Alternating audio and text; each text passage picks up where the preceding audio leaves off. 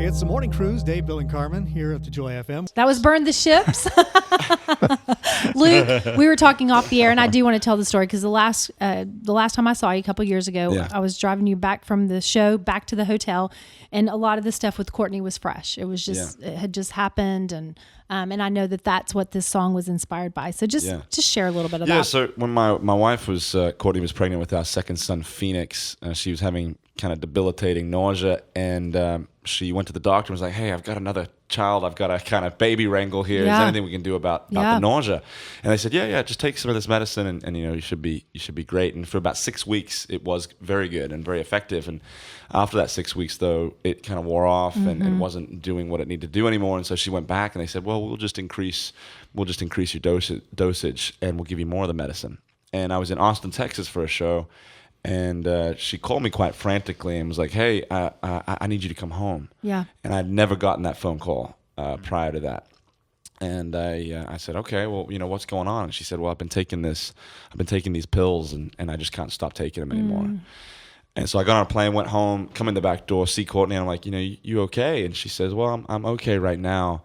But as the night progressed, she started saying things like, "I know the doctors have said I can't take this medicine anymore, but what if I just take one more pill to get me through the night, and then we can deal with this tomorrow?"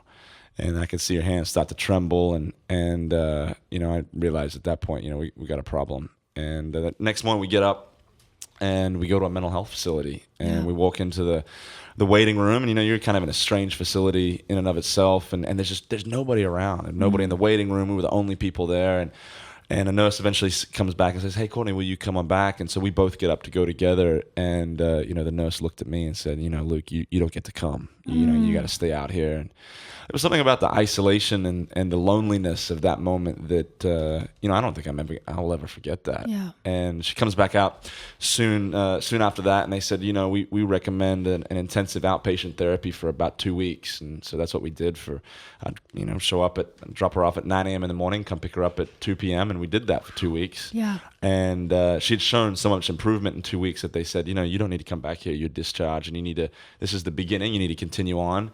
But we were at home one particular night, and she had this bottle of pills in her hand. And she said, "Luke, I need to go and flush these pills because these pills represent so much shame and so much guilt in my life." And I was reminded of a story about an explorer who went to a foreign land. And when he arrived in this land, he said to his men, he said, "Hey, we're going to go explore the horizon. We're going to go explore the mountains. We're going to go see what this land has for us to offer." And he realized at that point that none of his men wanted to follow him. They just wanted to go back to the dirty confines of those ships, not because it was good, but because they were comfortable there. And so he waits a few days and calls all his men back onto the shoreline again. He says, "I want every single man on this shoreline." And as soon as he's got all of his men accounted for, he gave his generals the command to burn the ships. Because he says, "We will not retreat, we will not go back, but we'll move into our future. We'll see what this land has for us." And for my wife, when she took those pills and she flushed them, that was her moment of burning the ships. Yeah. Thank you for sharing that. Thank you. Joel and Luke are with us this morning. They're going to be with us for another hour, and just love having them for King and Country on the Joy FM.